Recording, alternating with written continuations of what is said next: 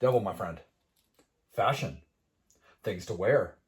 Possibly faces covered, but more importantly, covering up the bodies. Merch. We have that now.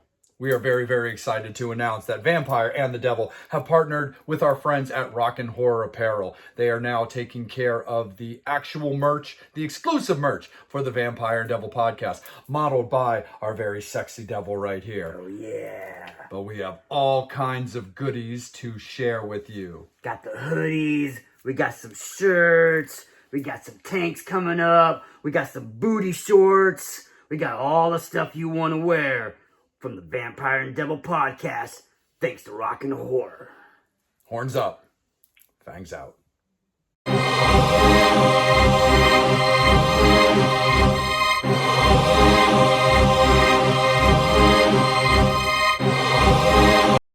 Devil, my friend, it's been a moment since we've had a directorial episode to talk about a filmography, people that we like, movies that they've done. This is definitely shaping up to be a really, really interesting conversation, man. We've got people getting smaller, we've got vampires, and we've got nipples on Batman. That can only mean one thing there, my dear devil. I think it's time we talk about Joel Schumacher.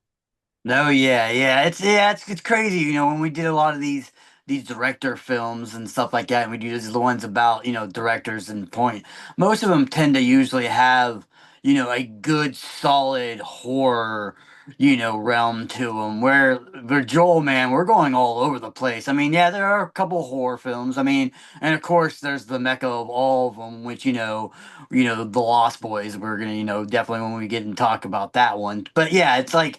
But yeah, his filmography, I was like, dude, there's some things that I didn't even realize that he did. I'm like, I remember seeing these movies and stuff like that, but didn't realize they were Joel films until afterwards, or even during the trying to figure out for this stuff and getting into my information and doing some back search and shit like that. I'm like, holy shit, like Joel did this movie and Joel did that movie. I'm like, oh, okay, that's kind of cool. So yeah, there's definitely it's definitely a different flux. There's a ton of movies that he's done. I highly doubt we're gonna go through every single one of them. There are definitely we'll probably touch base on a couple here and there, and even the ones that we touch base, we'll probably just skip the base because there's a lot of he did do a lot of romantic rom-com, not even rom-coms, but the chick flicks or whatever you want to call them. So Yeah. yeah, a couple of those ones I probably won't be talking about as much. But like I said, and just like every other director we've done, he's got some bangers. You talked about the nipples on Batman, which when we get to those, those are not some bangers, and then there's a few that just like a lot of the directors that we've talked about so far, where the end of their career they kind of had a couple kind of shit films, but still, I mean, overall, you gotta love Joel, and like I said, we're. Obviously, the main reason why we wanted to do Joel was because of our love of wanting to talk about Lost Boys. So it's like, let's just do an episode about Joel and fuck everybody else that doesn't want to talk about any other movies that Joel did other than Lost Boys. But yeah, like I said, man, like this is a pretty good list. I mean, Yeah. there's a lot of awesome bang freaking kick ass movies that are all spread around to different kinds of genres. But Joel, Joel's known more for just the Lost Boys, and that's what we're gonna hear and talk about. Yeah. No, absolutely, Devil. And we started out, like I said, with some miniature people, starting it off with, the Incredible Shrinking Woman, which I always thought was actually a really cool movie. It's actually similar to what you had talked about, not realizing it was a Joel movie, because I hadn't really realized that that was a Joel movie till I went back to revisit it, looking at his filmography, because I saw that movie many, many, many years ago, of course, because that movie came out at the beginning of the 80s, but like just didn't really resonate more to me as a Joel movie. Again, also because like I got more into Joel's like real filmography in that, late 80s because of the Lost Boys, like into the 90s and leading up to Batman and kind of stuff. So like my strong suit of Joel Schumacher's body of work is really that, like, 15-year period of the late 80s to the beginning of the 2000s and stuff. But I always thought The Incredible Shrinking Woman was always a really, really cool movie. It's a very, very basic concept that deals with, like, drugs and the pharmaceutical kind of companies, which I always really, really dug about the way that was put together. But yeah, it's always a movie that I found to be pretty cool. Yeah, yeah, yeah. I mean, that's how, I mean, like I said, that's how it starts off with, with the Joel stuff too. Cause I'm, like I said, for me, obviously it's the, as far as I can at least remember wise, yeah, it's definitely like that Lost Boys, and like, a couple of movies that we were talking about here later on, like you said, that in those, late 80s, early 90s kind of films. But then, like I said, then like, looking back, I've watched a couple other ones and a couple things that I knew. And that's like going into this, going into which was probably, like I said, one of my favorite movies of Joel's, like especially early on, is right here, right down the street. It was filmed. It was filmed, not about an hour from where we're at, in the good old DC area, and Yep. we're talking about DC Cab. I mean, like who, like I said, I've always been a huge fan of this movie. This movie has always been like one of those ones that's like always been a staple in my house. I've always watched this movie 9 million times. I was a huge, before he started becoming, well, maybe even then he might have still been a creepy guy, but before Gary Busey was, touching inappropriately touching people at conventions. I was a huge Gary Busey fan, so it was like, what's not to love? You got Gary Busey in this. You got Mr. T is in this Mr. freaking movie. T. I mean, like, how cool is freaking that? You got a Baldwin. Of course, there's a Baldwin. There's gonna be Baldwins galore in Joel movies and other movies. But yes, I love DC Cab. I just thought this was a cool movie. It's a fun movie.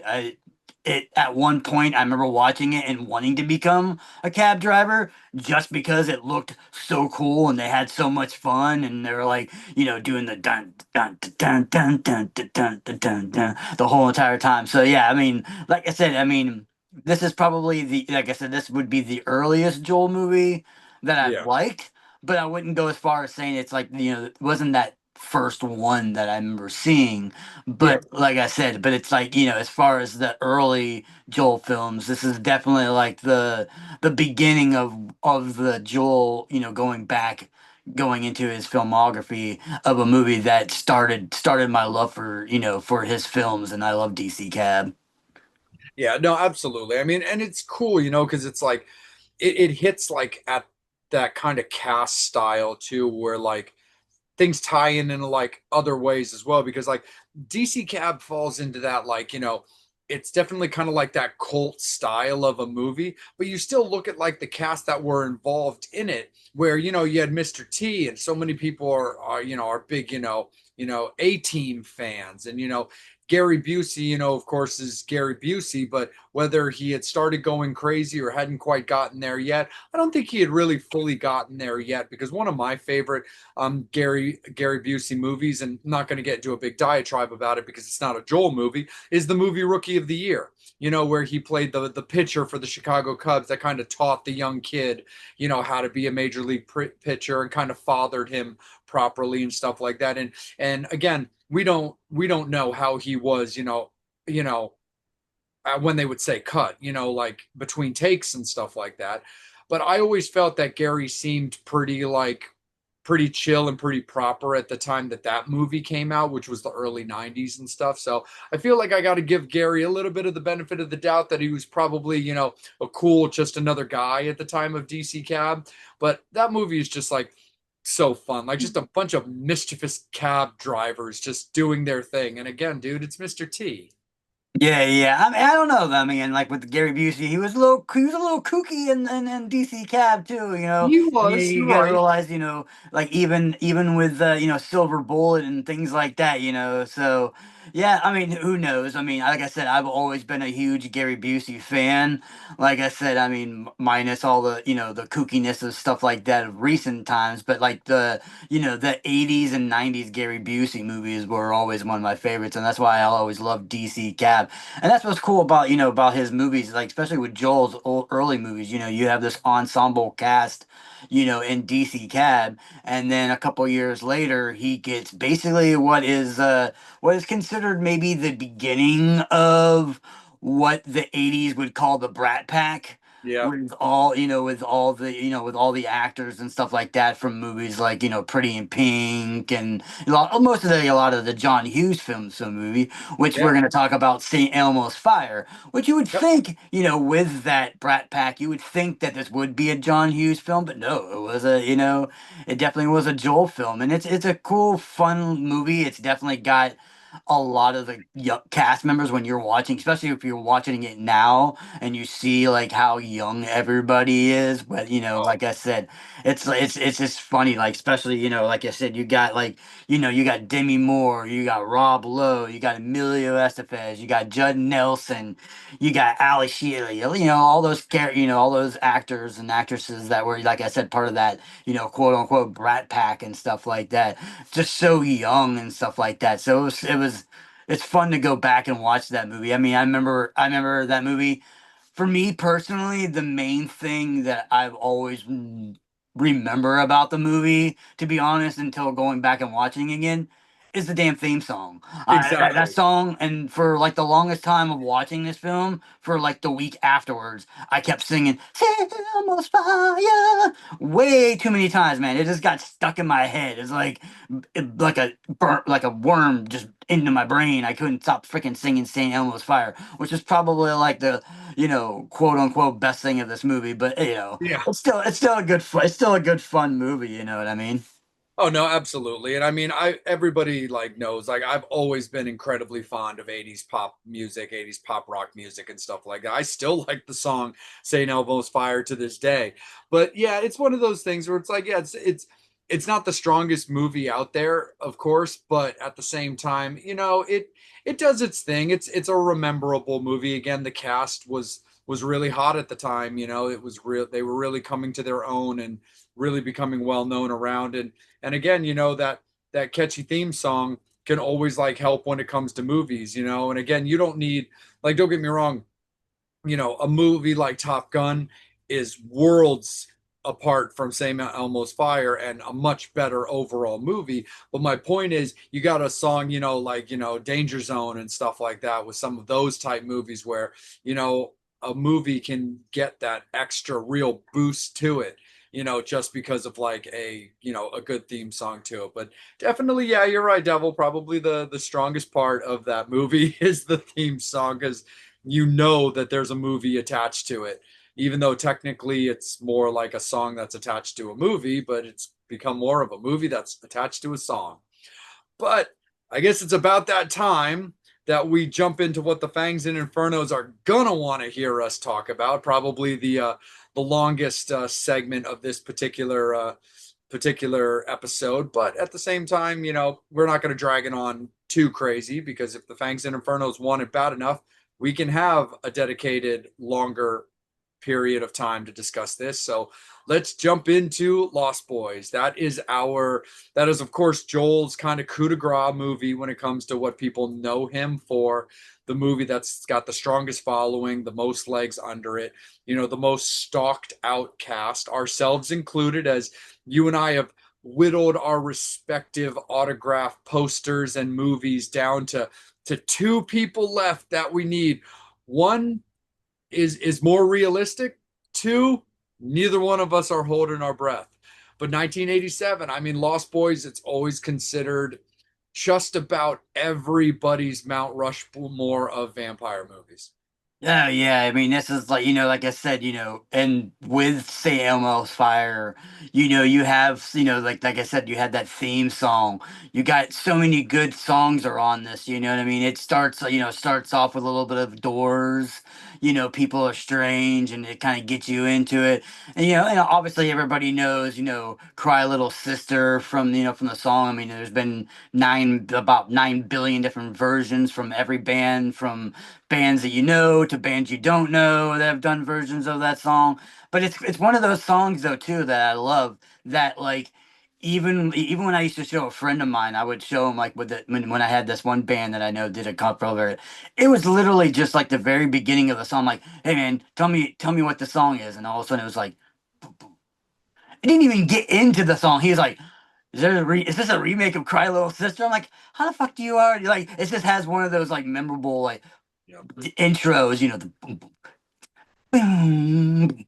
It's just got one of those intros that it begin with, and then like St. Elmo's Fire and stuff like that with catchy songs. It's probably it's got one of the favorite parts of a guy that we've met with Tim Capello Yep. playing the saxophone. I mean, this guy has literally made his career. I mean, not that he didn't have a career before, obviously, Yeah. because he was sax player for a lot of big, huge artists. Yeah. Tina Turner, Tina Ringo Turner Starr. and stuff like that. So this guy is obviously well known, but it's just funny that like even when we went and met him at the concert he had, that the little he met this little girl and she was like, "Oh, that's my favorite part of the movie," and he's like, I'm literally in the movie for like 5 minutes in like the very beginning, if that. You know what I mean? Yeah. But it's something that no matter what you're doing, all you like I said, like Cry Little Sister, Yep. people like Lost Boys, okay, yeah, But if you just go, I still believe, people know exactly what you're talking about. And like I said, it's so cool because it's such an iconic scene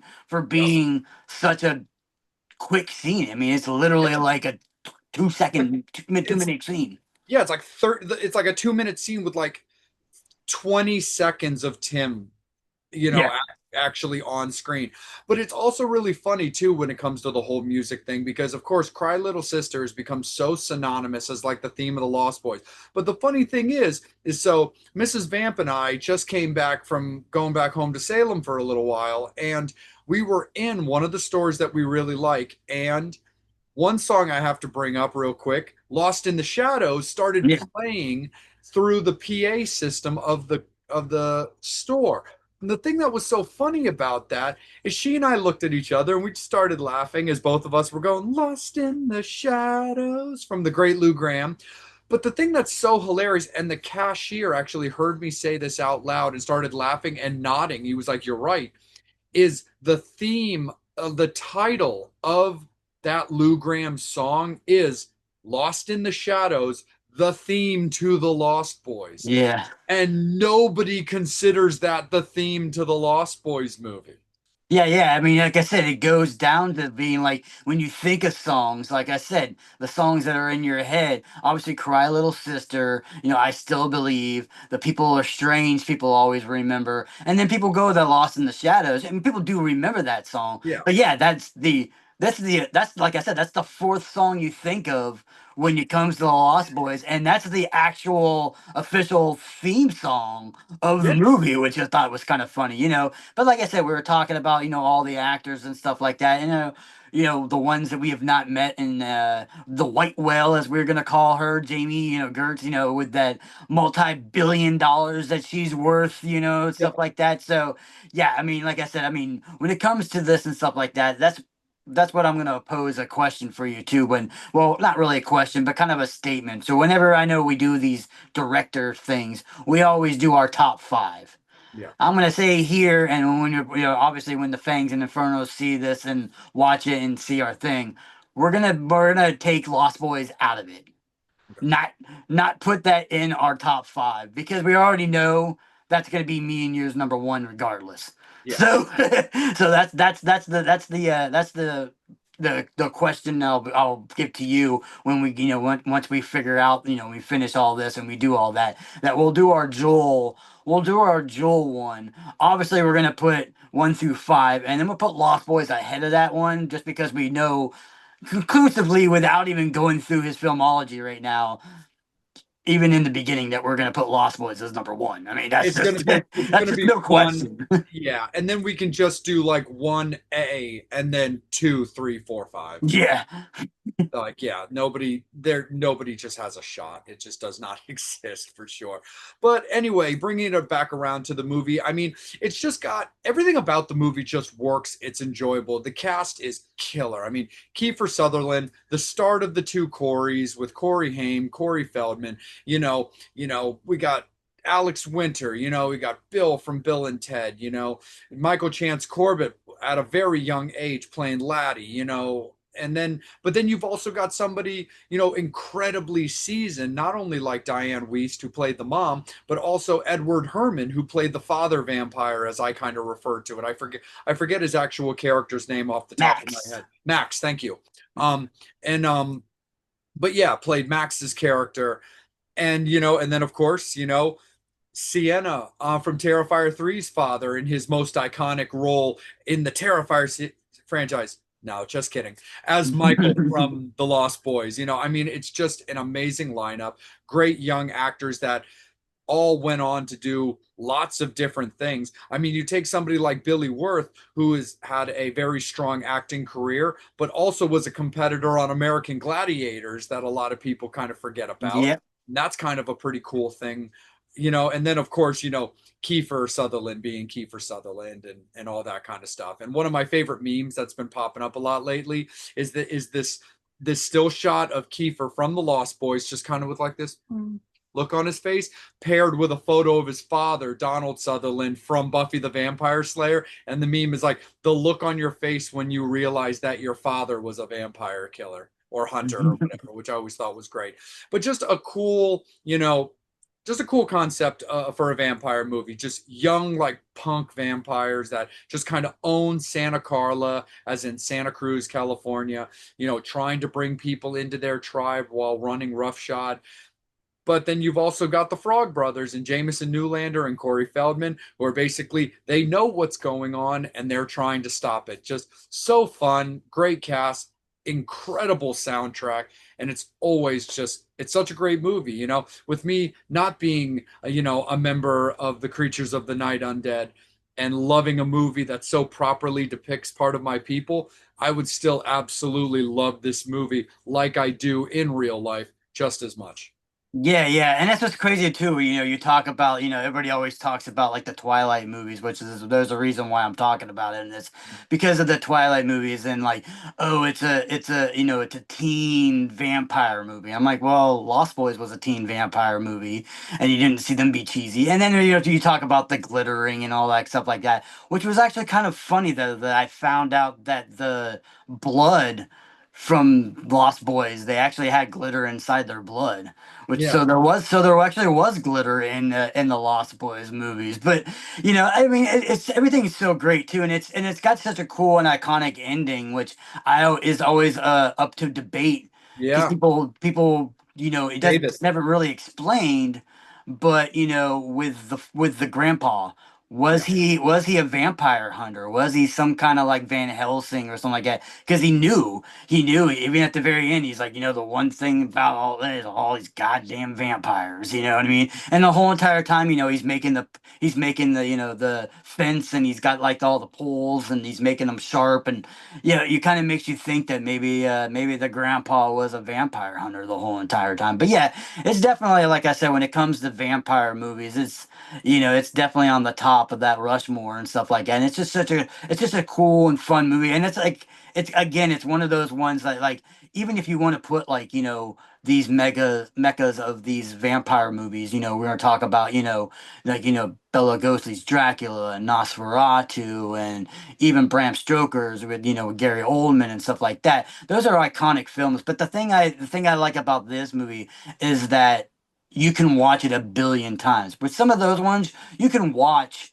but you can't watch it as much. Lost Boys is one of those ones that you can literally finish it start it over again and watch it again and just enjoy the ride the whole entire time. It never gets like boring the whole entire time you're watching it. It's just a fun movie. Sometimes you see things that you didn't see before too. You're like, oh, that's kind of cool. I don't remember that and stuff like that. Or oh yeah, I forgot about that scene and stuff like that. You're like, oh yeah, but yeah, it's definitely like I said. When it comes down to it, it's probably like I said, one of the greatest vampire movies, and it's just like, you know, yeah, like I said with the Twilight thing, what I mean, yeah, it's a teenage vampire movie. Well, so is the Lost Boys, and we weren't going around glittering and trying to be all weird and crazy. We were just like, hey man, look at Kiefer, he's getting all the chicks. 100%. And again, like we discussed at length about the Lost Boys, that soundtrack's iconic. It's great from top to bottom. So much incredibly great songs, great musicians, and great bands that were involved in that.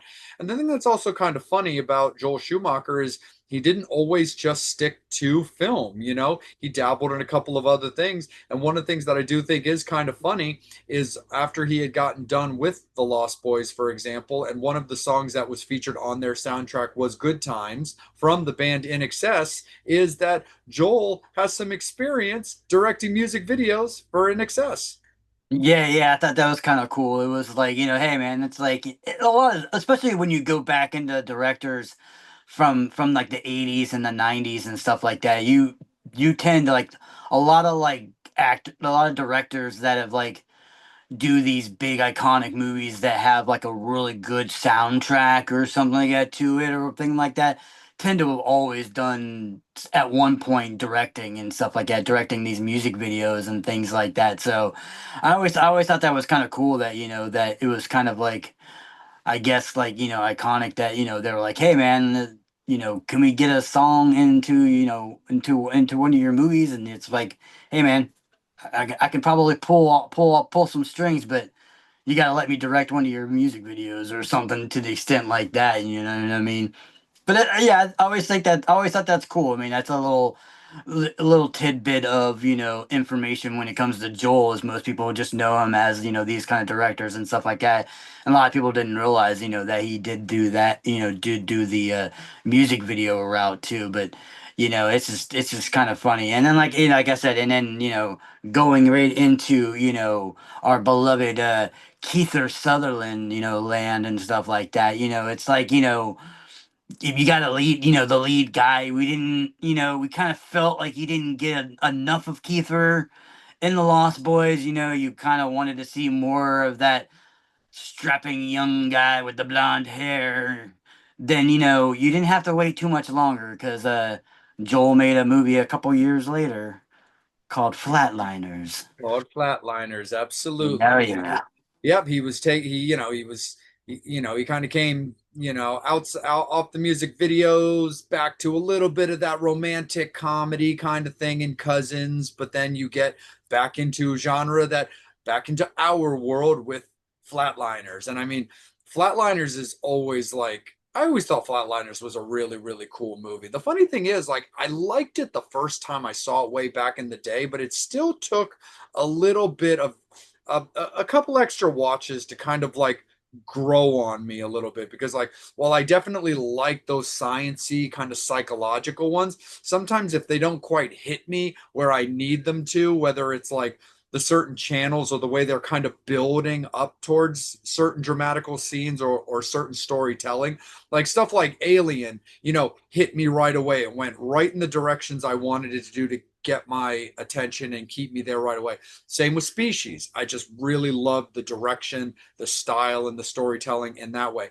Flatliners took a second for me to kind of like get on it. But when I kind of revisited a little bit, when I was younger, but still like older than when I originally saw it, I started to appreciate the story arc of that movie a lot more. Yeah, yeah. I mean, for me, I've always been a huge fan of this movie. This is probably, I mean, I I don't know exactly where, but I know this will definitely be on my top five of the Joel films. I always just love the concept of it. I love the fact that it's got that science part of it. You know what I mean? With the, them trying to like figure out how many, how much CCs they need to do, and it's very doctor and very kind of technical jargon, and that you're like, okay, I have no idea what any of this shit means, but it's just kind of cool. I love the concept of it. Where these young meds kids are trying to get themselves known a little bit more, and they're like, hey man, let's kill each other and bring each other back. And just like any other movie, whenever you try to play or anything, when you try to play God, it never really works out very well. And they end up, bringing back some post-trauma stuff to them. And I always loved it. I mean, I loved each character's ones. You had Kiefer's kid, one where he accidentally killed a kid when he was a kid, bullying him, and the kid fell and killed him, fell out of a tree and died. You got Kevin Bacon's character where he was bullying a girl and stuff like that. You have Julia Roberts' character whose father passed away and killed himself when she was a kid. And then you have Baldwin again. Like I said, we're gonna be seeing a lot of Baldwins. But Yeah. with the Baldwin, being basically a philanthropist and having sex with women. I mean, and speaking of that, so he's filming himself having sex with these women, right? And the whole entire time, okay, so he's on top, they're on bottom. So this almost completely just ruins, like, and like, how the fuck did they not notice this camera in the corner? Like, I get it, like, you're kind of not paying attention that much, but I don't know if I was a woman and all of a sudden you just keep seeing this guy like kind of looking over a little bit. But like I said, they're in the view where you're kind of. I mean, I don't. I mean, I can't say for all women, and maybe you're in the heat of the moment. But if I'm laying down and I can see the room, I'm surveying the room a little bit, just because that's just how I am. That's the weirdness OCD of me, is like I pay attention to weird shit while I'm doing the deeds, and sometimes so. But yeah, I'm like, how do they not notice this? And like I said, it wasn't like nowadays where you have like the spy cameras that are like in glasses and pins and shit like that. I mean, it was a fucking 1980s camcorder, which were like about 16 fucking feet long. The whole time in the movie, he's holding it, and while they're trying to do their scientific and kill each other, and he's got this big ass freaking hand cannon of a freaking video camera. It's like, how do these women do not see him? See that at all is no point. Like I said, I can understand if you know they were on top, or like they were maybe doing some doggy style or something like that where they weren't paying attention to it. But anyway, that's just part of the movie that I always thought was kind of funny. But Oh yeah, and of course, Devil. We're both big wrestling fans, and always got to throw out a little nod to the fact that we had the great Jimmy King. I oh will yeah, rule you in I'll Flatliners as well. hell yeah, man. Yeah, what do you say? Wakey wakey, hands off, Snakey. Give me a be gone. Yeah.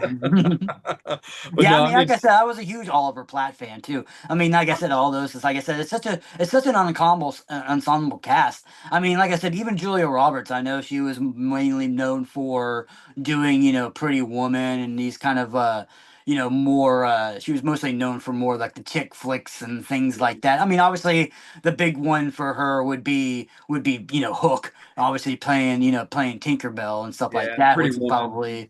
is probably the one I would know. But like I said, this is probably, other than Hook, this is probably my favorite Julia Roberts film.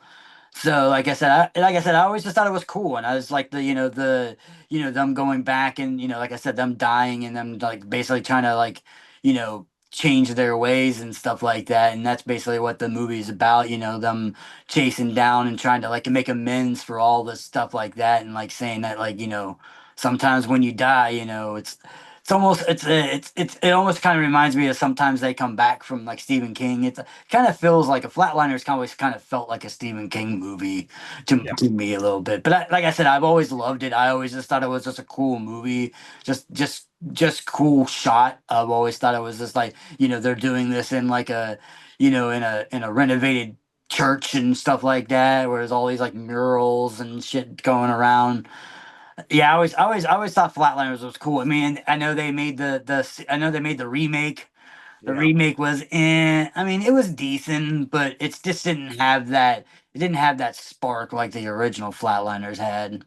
Yeah, I mean, especially when a movie like Flatliners births one of our coolest short term, power couples in Keefulia, or however they combine these names nowadays, where you had Kiefer Sutherland and Julia Roberts dating for a little while after that movie. But then, it wasn't that long after before you get a little bit more Joel Schumacher and Julia Roberts, action on your big screens, where we went from like Lost Boys, and then we get Kiefer in a movie not long after that. And now we've got Kiefer and Julia in this movie, and then Joel's going to continue on and bring Julia Roberts back as we get a little bit of Dying Young. Yeah, yeah. Now, Dying Young is like I said, like I said in the very beginning, we're gonna kind of glimpse a little bit of these movies. Yes, it's a Julia Roberts movie. Yes, it's a love story. It's Mhm. romance. It's got a dying guy that she falls in love with, and all this kind of stuff. Blah blah blah blah. Yeah, yeah. I mean, I get it. When you're a hot director, you just got done doing two pretty big. I mean, Flatliners was a pretty big movie. It was a pretty big blockbuster. You've had Lost Boys, that was a huge film. You're gonna start getting scripts going your way, and then, like I said, this one came probably through. They probably had Julia Roberts on there. They were like, "Hey, man, I worked very well with her at Flatliners. I wouldn't mind doing another movie with her." And like I said, I mean, who doesn't want to see Julia Roberts? I mean, Julia Roberts was a very pretty woman. No pun intended, pun intended. But anyway, yeah, like I said, yeah, when it came to Dying Young, it was just, it's not my cup of tea. But Right. like I said, I get it. Like I said, when you're not trying to pigeonhole yourself into certain type of movies and stuff like that. Because like I said, I mean, you got the DC Cab, and even St. Elmo's Fire to a little bit. You got that more of that comedy kind of side. I mean. Similar Yeah. Fire is a little bit of the drama too into it. Then you got Lost Boys and Flatliners, which is more of that horror sci-fi adjacent side.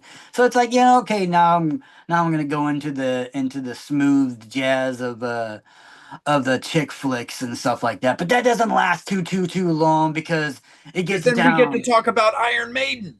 We get to talk about Iron Maiden. We get to talk about probably as people get older and older and older in our years, we I always have a statement that I always feel more and more in touch with Michael Douglas's character in Falling Down. Yes.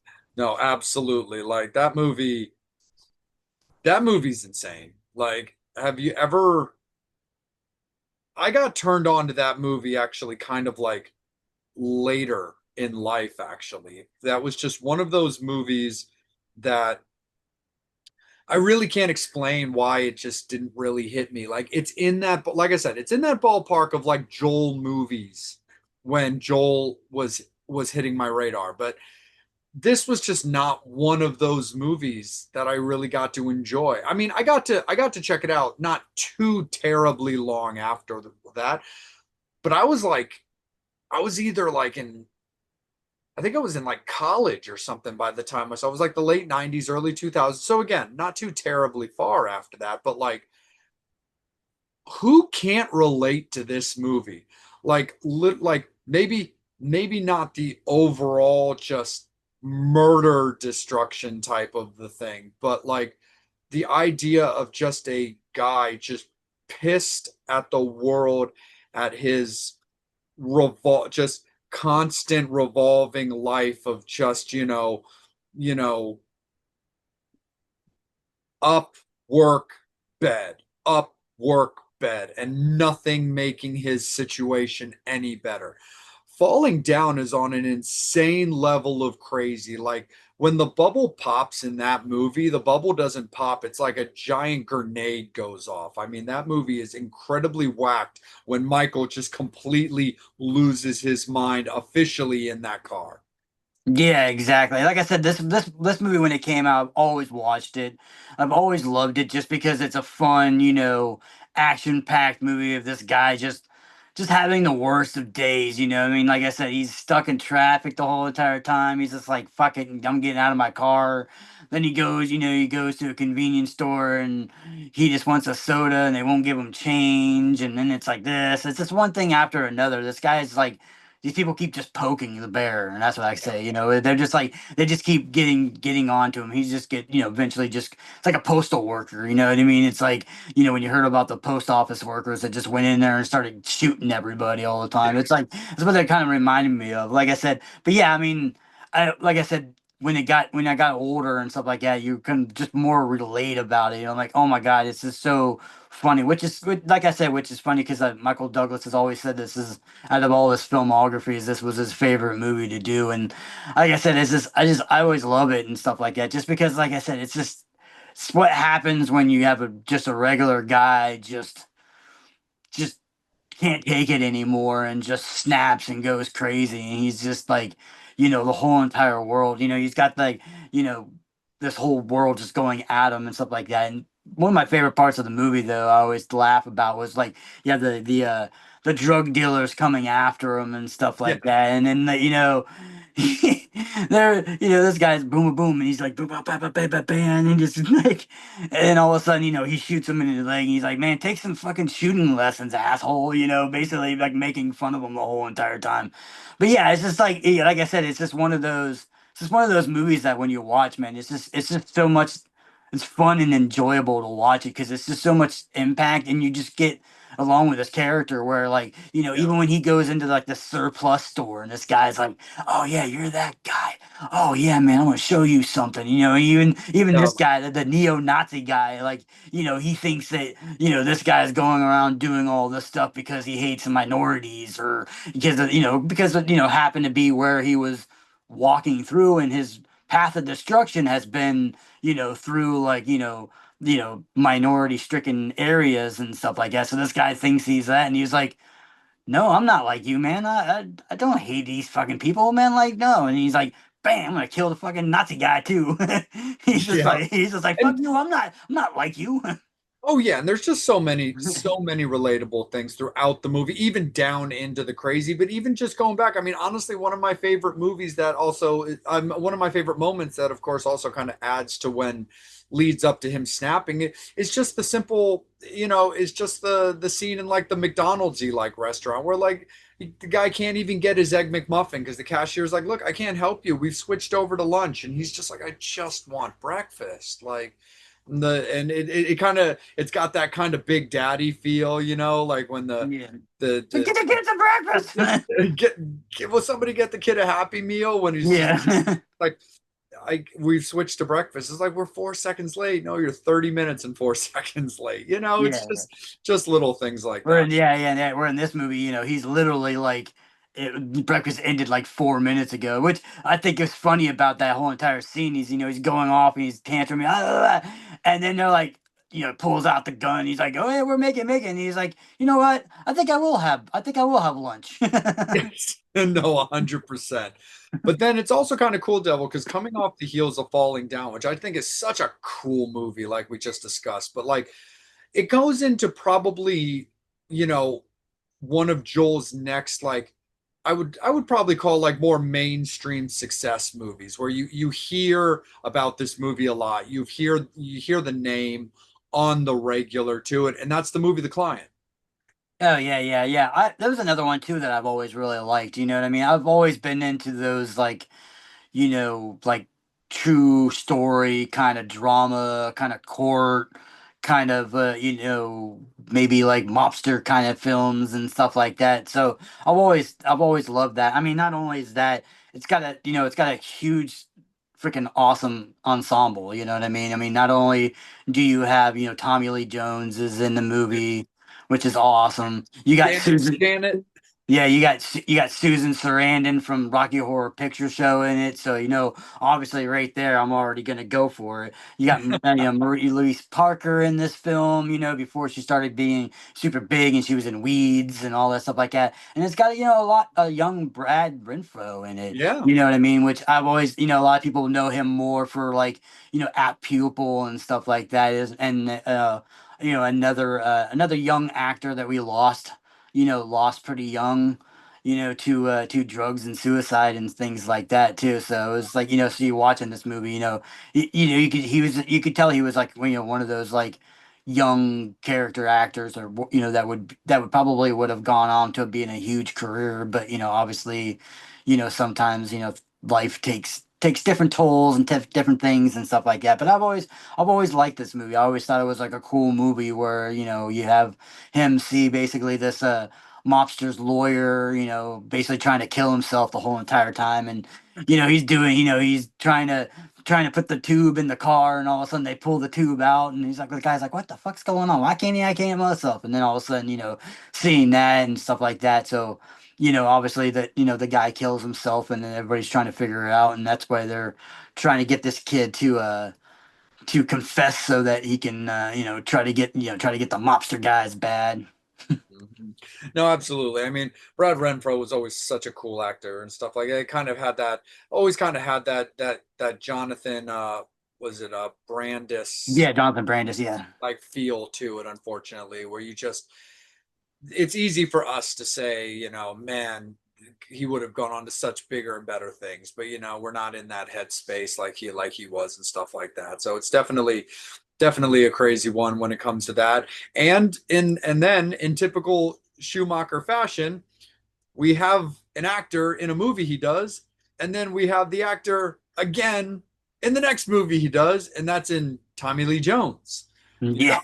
as we go into, personally, I really like this movie. I know a lot of people are going to be like, whatever. Got Fangs and Infernos that are all ready for this, that, the other thing. But look, I like this movie. I always have. It's gonna be on my list. So he didn't bust out the nips on us quite yet. But let's talk a little bit about Joel Schumacher's Batman interpretation.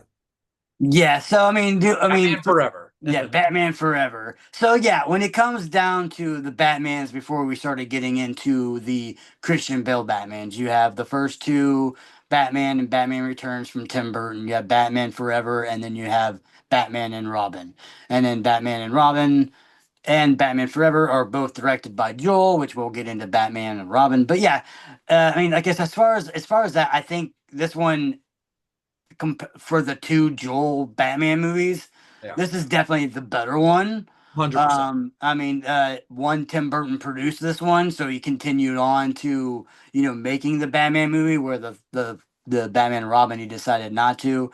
For me, like I said, I've always been a fan of the first two. Yeah, This movie, I was kind same. of the only main two parts about why I love Batman Forever would be one, because who's playing Batman, our good man Val Kilmer, who we just recently lost. I was a huge Val Kilmer fan, so obviously, looking back, I'm like, oh man, it's sad to see them pass away. But yeah, like I said, I was a huge fan of his, so I'm like, I was excited to see. I was sad. I wanted. Michael Keaton, obviously, who did the Batmans for the first two films. I was like, oh no, you can't change another Batman. Then I Yeah. saw that they got Val Kilmer, and I was like, okay, I can probably deal with that. I'm a huge Val Kilmer fan. I love him in that. So I was like, I'll give it a shot. And the other bonus of this film, in which I don't know if I'm gonna quite put this on my top five, but if it makes my top five, the main reason was because Drew Barrymore is in this film, and she's wearing basically a white lacy garter belt partway Right. through a movie. So, and this was in the '90s. Drew Barrymore, where she was like, did Playboy and was all about showing off her skin, and how the When she was devil playing loves his Sugar. skin. Yeah, so for me, I was like, yeah, I'm all about that, and like I said, it's cool. And then Spice was played by Debbie Mazar, Yep. which I've always a huge fan of hers. I didn't realize until I got done, kind of going off, but it's kind of Tim Burton-ish too.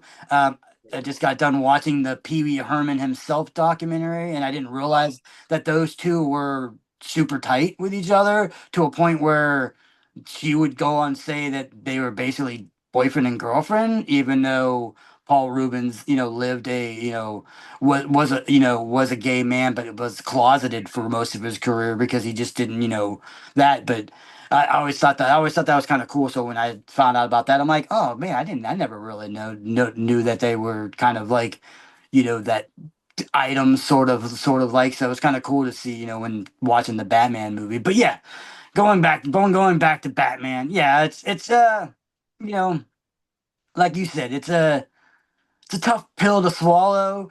Yeah, Some things were good, some things were not as good. I mean, I love the fact that Jim Carrey's in this movie. I I'm a think, big fan of his portrayal of the Riddler. yeah, I I really think I think he played a good Riddler. I mean, there were parts of it. I mean, I think it would have been better if it would have been written a little bit differently. But sure. and then Tommy Lee Jones's character, Two Face, is always fun. I just think the makeup on him was atrocious. They Yeah, made like it I too. They like made it Tommy too Lee. comically. Yeah, I like Tommy Lee Jones and I liked his portrayal of the character, but I'll be honest, at the same time, I could take it or leave it, you know? Like I enjoyed Jim Carrey's presentation of the Riddler. I agree with you on the writing, but at the same time, that's that's a casting right after Jim's become like the hot new guy in comedy. Like Yeah. he's got an expensive price tag just to have him in the movie. So like you kind of understand that that Riddler is gonna have a lot of Ace Ventura like to him, which I kind of understand. That kind of comes with the package, I guess. Um, so like again, I like Tommy Lee Jones. I like him in a lot of movies. Him as Two Face, I enjoy it just fine. I could take it or leave it. I do like Val Kilmer's portrayal of Bruce Wayne and Batman personally. I do think I think it was cool. I want my Michael Keaton regardless. And we're going to get there officially a little bit later, but George is always going to be at the bottom of my list. It's not personal to George. I just really didn't like him in that character role. I don't think it worked in any way personally, but you know, that's for when we get there. So overall, I always get an enjoyable experience out of Batman Forever. That's basically, where I leave it at that. It works. It works for me. But then you go into A Time to Kill, which is another movie that you hear the title of a lot. Like people know the movie A Time to Kill. Yeah, yeah, yeah. I mean, like I said, and another time, with like you said, he brings back a lot of characters and a lot of actors that have been in his movie.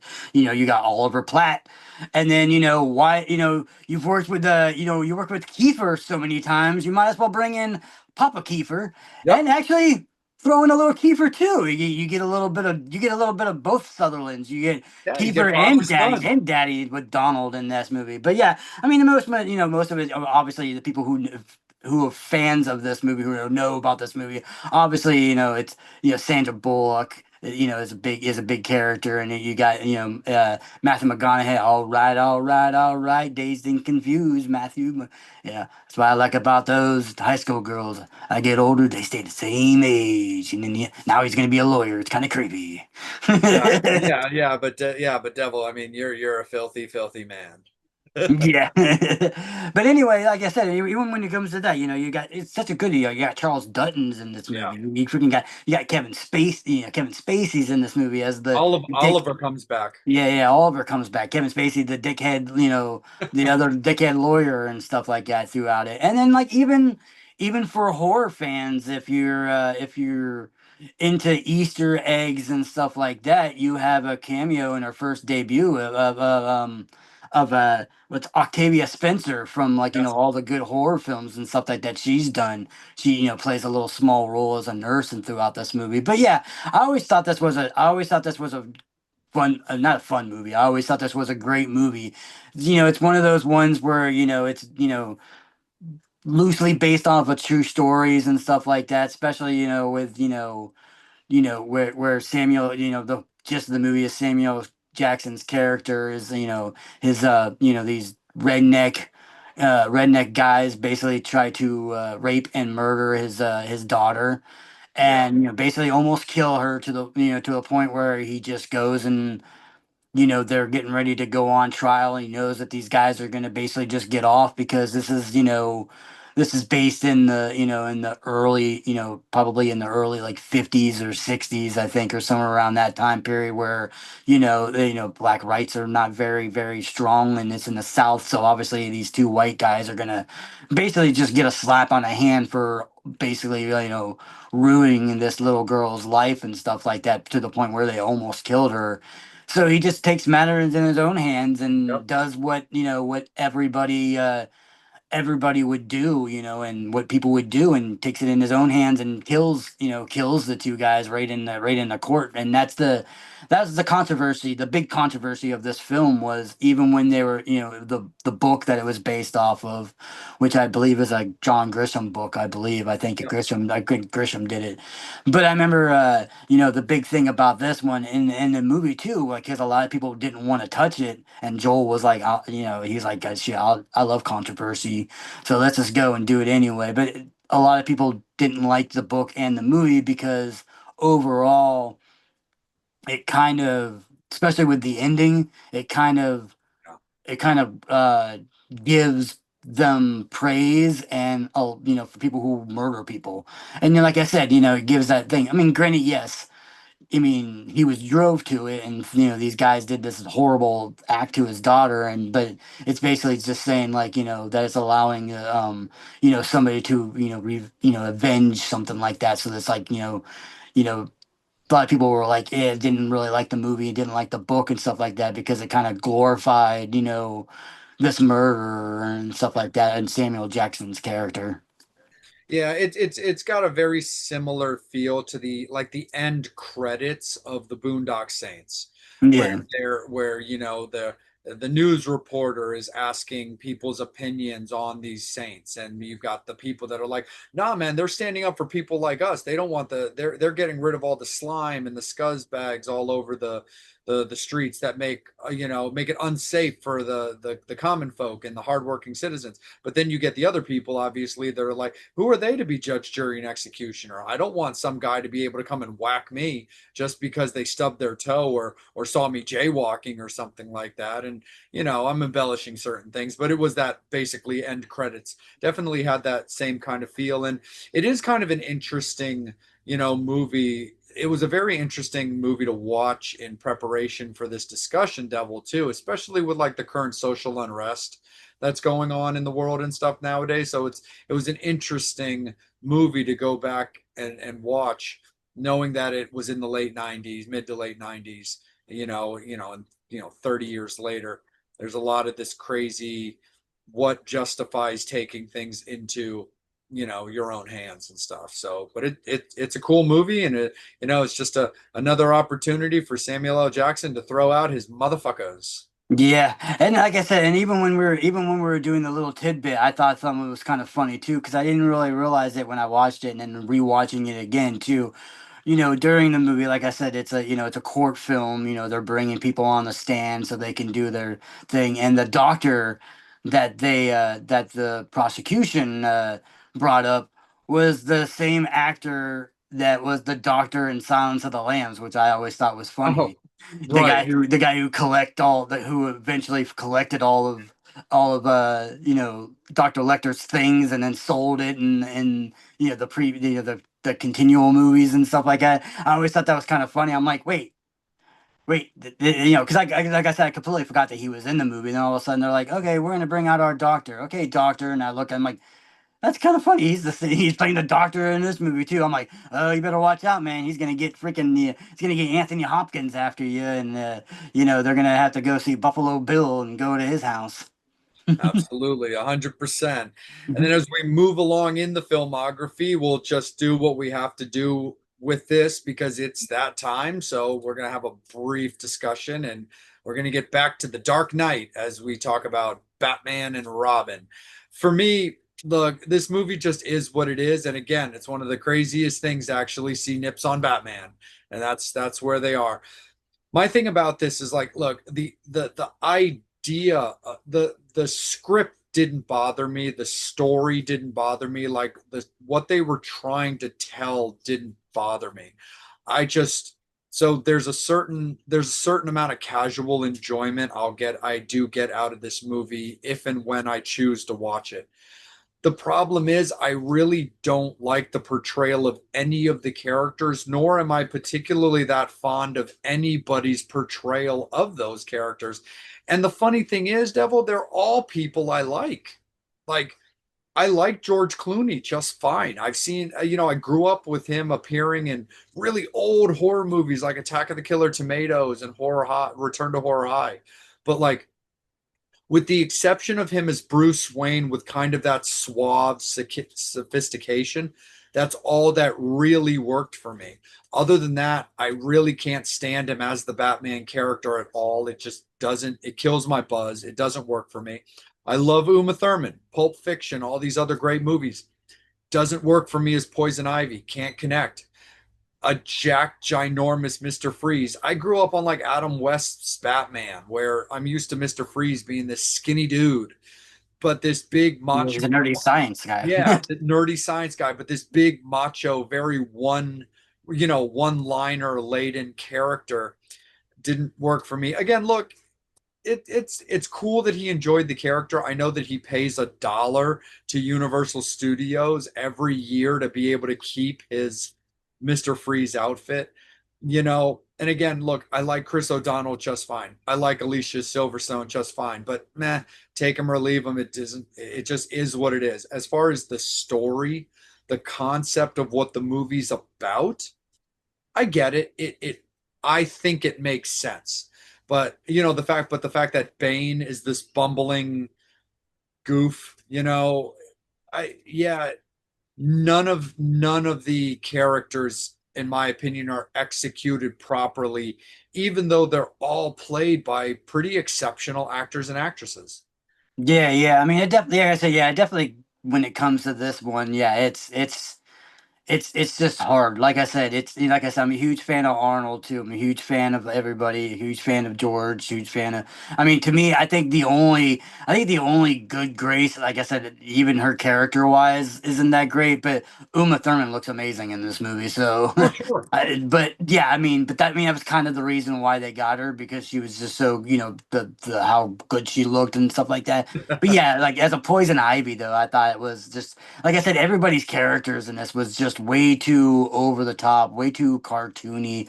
It was kind of too weird too because the time differential between Batman and Batman Forever and this Batman and Robin. You look at Chris O'Donnell who's playing Robin, looks like he's basically it's the next day. Where I mean, obviously it's a different Batman, so obviously George Clooney's not going to look like but George Clooney's when he playing Bruce Wayne looks like he's aged like 30 years. He's got the gray in his hair and all that kind of stuff. And it's like, wait, how the hell is it all of a sudden? Like I said, there's just so many weird plot holes and just like I said, the storyline wasn't really that great. I mean, like I said, I don't mind, like I said, some of those characters, but it just got to the point where it was just like, and like I said, and then like I said, never been a huge Alicia Silverstone fan, but I didn't mind her that much. But Right. she's just just annoying the whole entire time. While as Batgirl or whatever her official title was. But yeah, it's just like. I'm just like I don't know. Yeah, like when it came to Batman, it's like it even all the Batmans. I mean, you can throw in every Batman. You can throw in Adam West's Batmans. You can throw in all the Tim Burton ones. You can throw in all the Christian Bale ones, and you can throw in what's his name? Ben Affleck's Oh, sure. Batman. You can put in the Twilight's Batman, Robert Pattinson's Batman, which I actually thought I thought he played a really good Batman. I thought he was great, I'm for the gonna give record. him props for that. I'm not a huge fan of him, but I thought his portrayal of Batman was really, really good. But then you even throwing into the Joker films that people didn't I mean add those into the mix with Joaquin Phoenix and Joker 1 and Joker 2. And even as bad as people want to say Joker 2 was, I liked Joker 2. People just didn't get the joke of Yeah. it. And that's probably because that it went over your head and you don't understand the whole reason for it. It's a fucking musical dream in Right. Harley Quinn's head. So, but anyway, yeah, as bad as all those Batman movies is, this is the worst probably portrayal of Batman. I mean, I might even put it down as probably the worst DC movie ever made. I don't know. I mean, I have to really go back and think about it, but it could be possibly one of the worst Well, superhero movies ever made in it'll definitely Batman. It's especially with the definitely. budget. Oh yeah, no, 100%. I will give a shout out though to Michael Reed McKay, being in the movie for 10 seconds as Bane before he got turned into like Macho Bane, because that's obviously portrayed by a different actor who was a bodybuilder and stuff like that. So Devil's beloved Monster Squad in The Yeah, Mummy was represented in that movie and stuff. So I'll give a little bit of I'll give a little bit of of horns up, fangs out for the fact that Michael Reed from the Monster Squad was in yeah. And then you also had, a little cameo of Coolio, and Coolio apparently and Corey Coolio. Haim. Yeah, and apparently Corey Haim. I have not, as many times as I've known Corey Haim is in this movie, I have not been able to pinpoint which one he is. I Yeah, know he's in the biker section, but I can never figure out which one he is. I'm always I like, know. Yeah, he's one of the like Scully neon bikers and stuff when yeah. O'Donnell pretends to be Batman. Like so it's just it look it just is what it is. It's just it's not my Batman, nor Yeah. will it ever be my Batman. But let's we'll move along in that to definitely a very popular movie. We do love us some Nicolas Cage, man, and we get to talk a little bit about 8 millimeter. Yeah, yeah. I mean, this is another one of those too where, like, when it came down to, with the controversial of like Time to Kill, this was another one where it's a very controversial film, you know what I mean? Just Yeah, because it's about, it's basically about snuff films and like the making of snuff films and things like that. And people, if you're a horror fan who doesn't know what snuff films are, it's basically a horror movie, but in real life, you're really killing somebody and doing all these atrocities, on film, and that's what the snuff film is, and it goes into that world. And like I said, like I said, I've always loved this movie. I mean, it's a movie that I love, but it's one of those ones where it's like I don't really love it because of the source material, because obviously it's right. very dark. It's very disturbing and stuff like that. I just love it because I've always loved the cast, and I've always loved just the story portraying of the movie and stuff like that. You got Nicolas Cage in it. I'm a huge Joaquin Phoenix fan. Speaking of the Joker, Yeah, and then just being fans of that. You got Boone. We talked about Boondock Saints for a minute. You got Norman Reedus is in this film. totally. But I always like I said, I've always liked the movie because it's one of those weird Nicolas Cage movies before Nicolas Cage was doing a lot of weird movies. This is like a predecessor of like what becomes later on of Nicolas Cage's film, with all the crazy kooky weird shit that he's done nowadays. This was sort of off the beat for him. He was always mainly in more straight kind of films, where this was kind of like a weirder movie for him to portray him. But I love him in this movie. I love the whole Yeah, concept of like him being this detective going around, this rich woman whose husband passed away, and she finds this 8 millimeter film of this young girl being tortured and raped and killed, and wants to know whether or not it's real or not. And you have the guy, lawyer in this film who is the doctor from Silence of the Lambs again.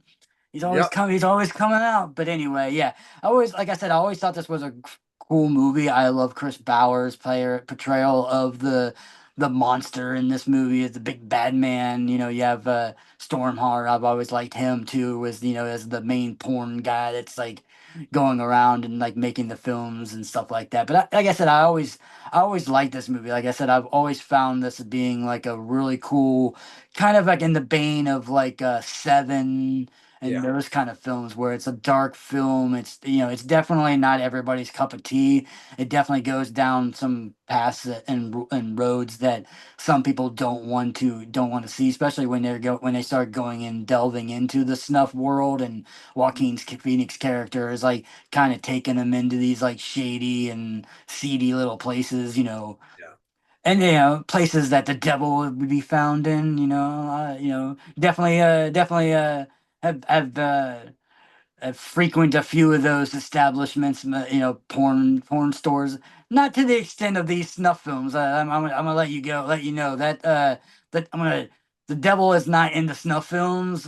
We're into consensual sex and violence. You can cut each other up as much as you want to, as long as the person says it's okay. Yeah. No, for sure. Like I've always, again, same with you, Devil. I love 8 millimeter. I think it's a great movie. It's one of those movies that I circle around to sparingly, not for weak stomach purposes or anything. I think it's a really well executed movie. I enjoy it just fine. Just like you said, it's in the veins of like a Seven, especially, or even something like a you know, even like a Silence of the Lambs, which we've mentioned and stuff like that. There's definitely there's just a lot of trigger warnings when it comes to this movie and stuff. So it's a movie that I'll circle back around to periodically. Really kind of have to get hit in the spot to watch it.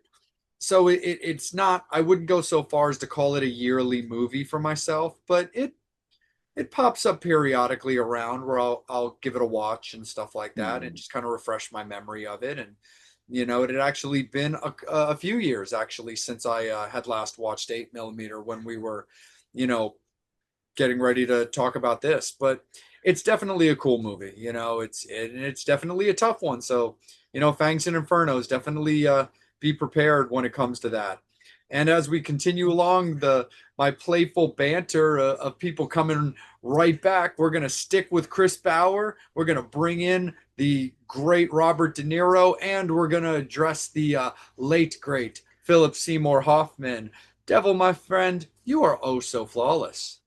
Oh yeah. And this is, like I said, this is one that was a Joel movie that I've known of. I've always known it mainly because of Philip Seymour Hoffman playing a drag queen in this film. I've always remembered images of it and seen posters and seen things about it, because I'm a huge fan of Phillips. I've always I loved his body of work. I've always been a huge fan of that actor. It was sad when he passed away.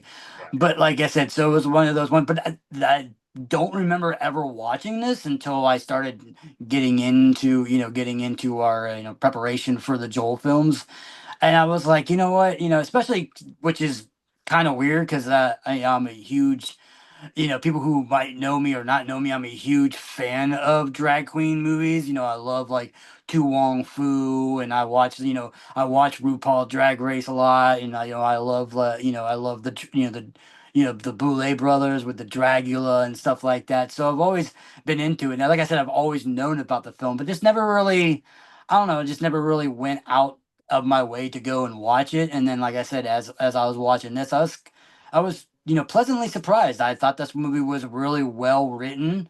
I love Robert De Niro's character in this movie. He's your typical butch male that throws the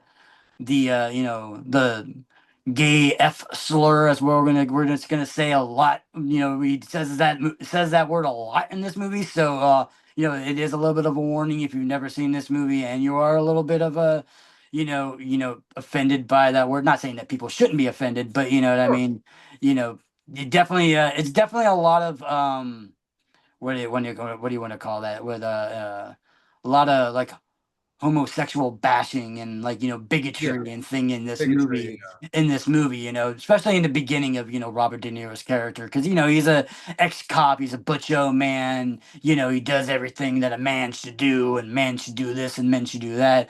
Has a stroke, and needs to go through therapy and go through like physical therapy, and he needs to be able to talk again. And it's actually a true story about people who have had stroke needing to learn how to talk again. They've gone through singing and doing singing lessons and stuff like that.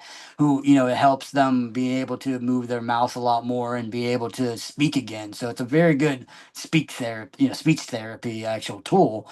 And he just happens to live next to a person that Philip Seymour Hoffman's character, which is a drag. He's this drag artist that kind of as a drag artist, but and he gets to that meat and potatoes in the movie, but it's kind of in that also in that realm of being a transsexual because he wants to convert himself into being a female and stuff like that. But he basically is, he does singing lessons, and obviously they go out and they sing and stuff like that. That's why he doesn't consider himself a drag queen because of the joke that drag queens don't really sing because most of them typically do lip sing. I mean, there are drag queens that do make music and do sing, but in general, whenever they usually are on stage, they typically usually are lip singing.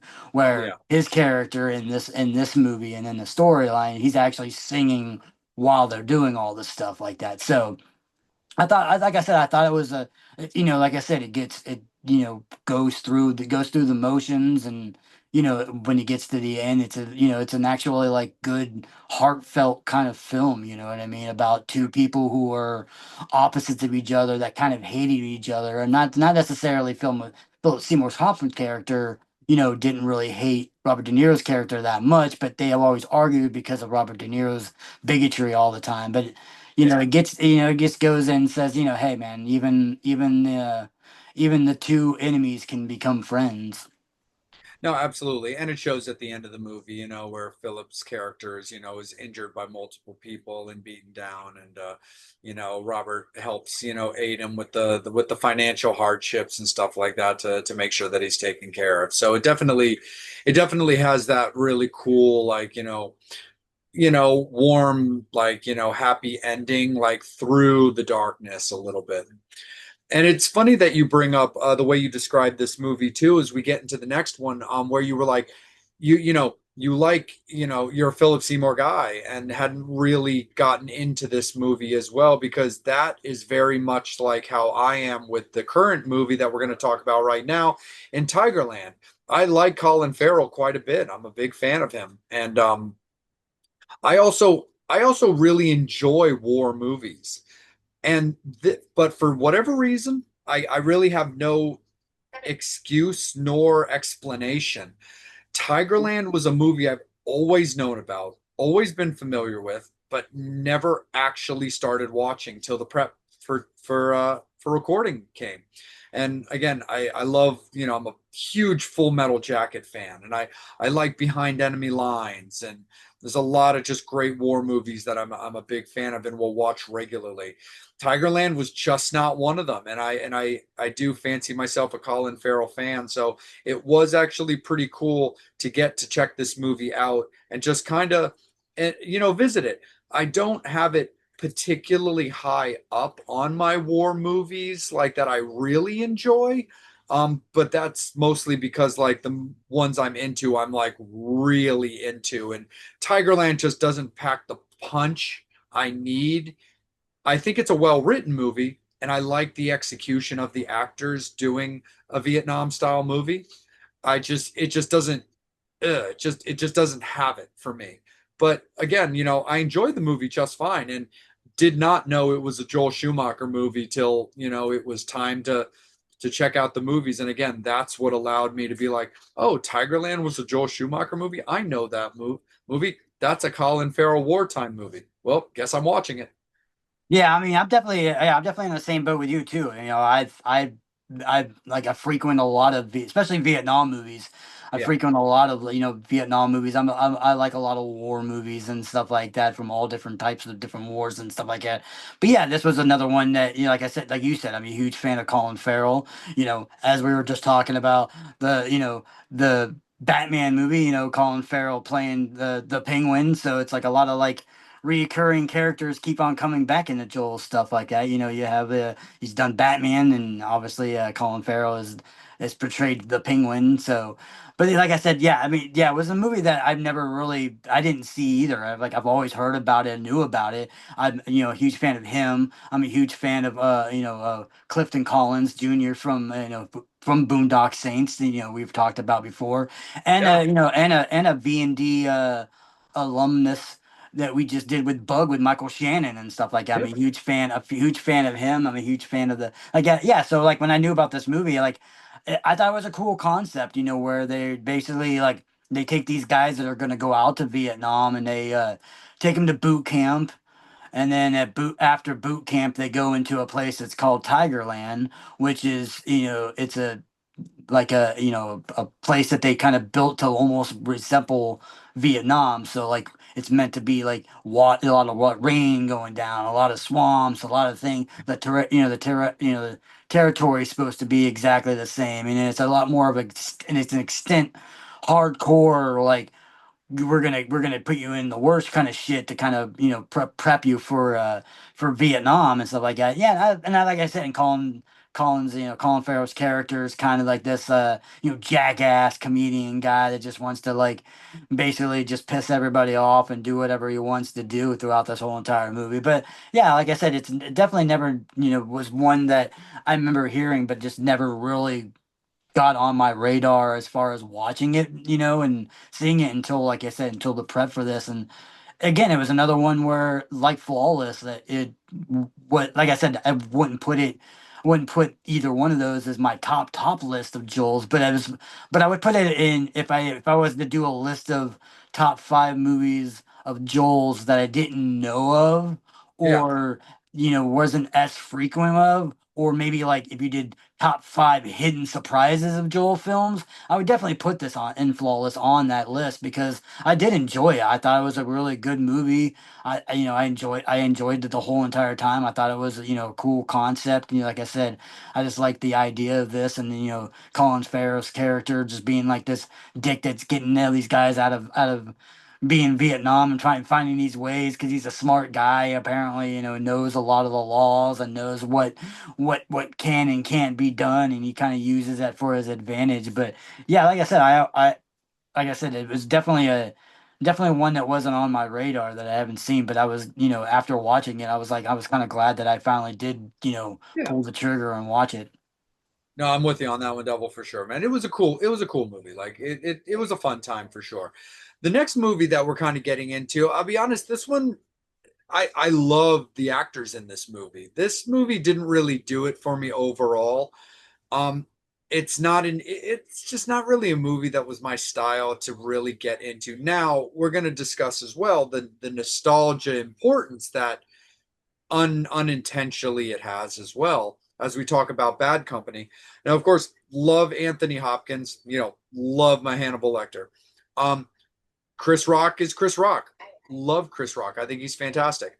Um, and and what I'm referring to for the Fangs and Infernos that aren't familiar with is this movie was shot is one of the final movies and final things shot in the World Trade Centers in New York.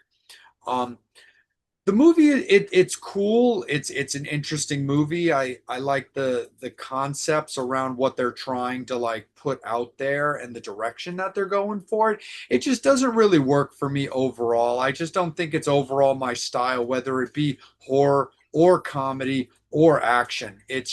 You know, it's just not really my style of drama. Again, I thought the performances was great. I thought Anthony was on top of his game. I enjoyed Chris. That was this movie kind of took me back to what at a time I was starting to get more into Chris Rock because I was familiar with certain real comedy movies that he did like Beverly Hills Ninja, which I absolutely love. Where now he's doing things, slightly more serious roles and stuff. And then he had also made an appearance in the what was it, the fourth like Die Hard movie. And so he's starting to get more into these types of movies. And again, I thought he did a great job. I have no negative things to really say about his acting or anybody in particular. Bad Company just it just wasn't for me.